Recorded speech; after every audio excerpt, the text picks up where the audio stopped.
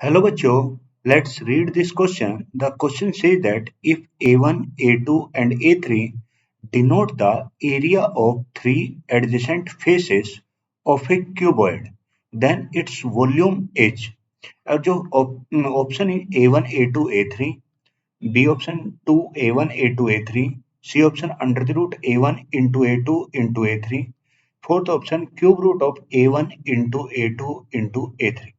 अगर हम बात करें उसने हमें दे रखा है कि जो A1 A2 और A3 ये हमें क्या रिप्रेजेंट करते हैं, तीन एडजेसेंट फेस का जो क्यूबॉइड के तीन एडजेसेंट फेस है उनका एरिया रिप्रेजेंट करते हैं जी। अब देखो अगर मान लो मैं एक क्यूबॉइड ड्रॉ करता हूं, अगर मान लो मैं कोई क्यूबॉइड बनाऊं, ये मान लो ये कोई एक क्यूबॉइड है,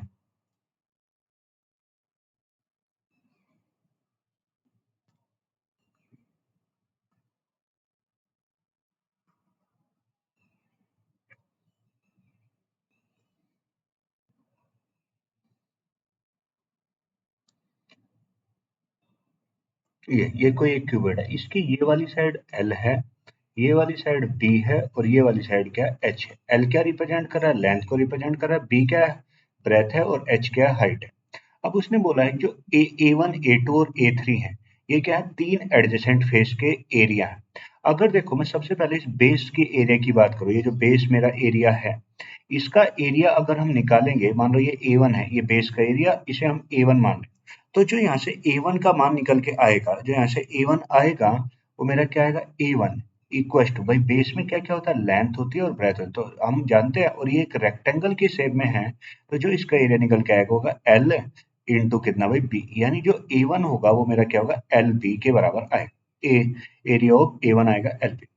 दूसरा, अगर मैं यहाँ पे ए टू की बात करूँ, ए टू में मान लेता हूँ ये वाला सरफेस है, ए टू ये वाला सरफेस है, तो ये भी एक वॉल है साइड की, तो अगर इसका एरिया निकालेंगे तो इसमें क्या क्या बेस है और क्या है, हाइट है, ये बी है और एच है, तो ये भी एक रेक्टेंगल होगा, तो जो इसका एरिया है बी इंटू क्या निकलेगा, एच, तो ये क्या है, बी एच आ जाएगा ये जी।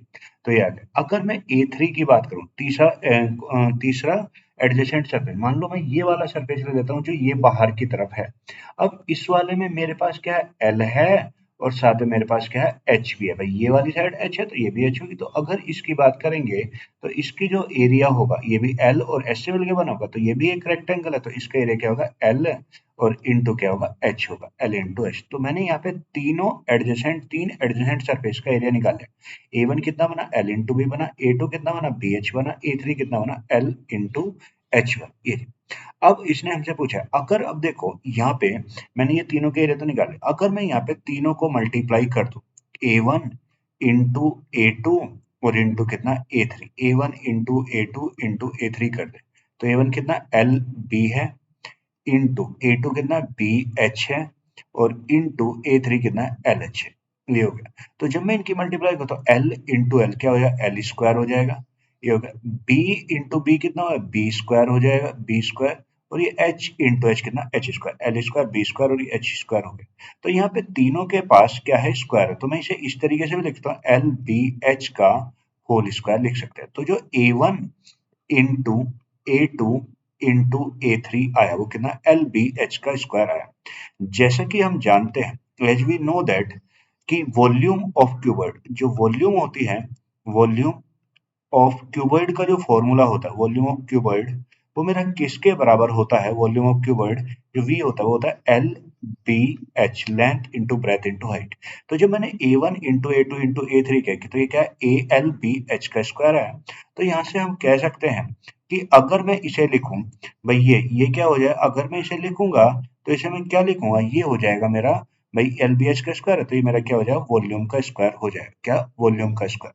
तो अगर मुझे यहाँ से पता चलेगा कि वॉल्यूम का स्क्वायर इक्वल टू क्या है, भाई ये ए one into A two into A three है, पर मुझे निकालना क्या है, वॉल्यूम निकालना, तो इसका अगर स्क्वायर हटाना है तो हमें दोनों तरफ का क्या लेना पड़ेगा, स्क्वायर रूट लेना पड़ेगा। तो यानी ये जो यहाँ से निकल के आएगा square root of A one into A two into A three, तो यानी जो मेरी वॉल्यूम निकल के आई वो क्या आई, under the root A one into A two into A three आया।